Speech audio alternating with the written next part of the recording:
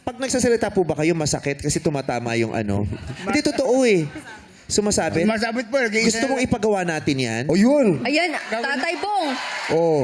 Hindi kasi baka tuwing magsasalita siya, baka tumatama yung tutulis dun sa labi. Labi. Masakit yan eh. Opo. Tumatama Masakit ba? ba? Try, tingnan mo nga kung masakit, Jackie. Yung, tingnan mo kung matalim yung dulo, ganunin, ganunin mo lang yung, ito yung hiniliit mo, ganunin mo. Wag. Tingnan natin kung magdudugo yung ano. Hindi. Titingnan ko na, patingin nga po kung matulis. Ay, oo nga. May talim din talaga. Gusto mong ipagawa natin yan o sanay ka na ng ganyan? Balatan lang po, lagyan na lang po ng paporol. Ng ano po? Paporol. Pampurol.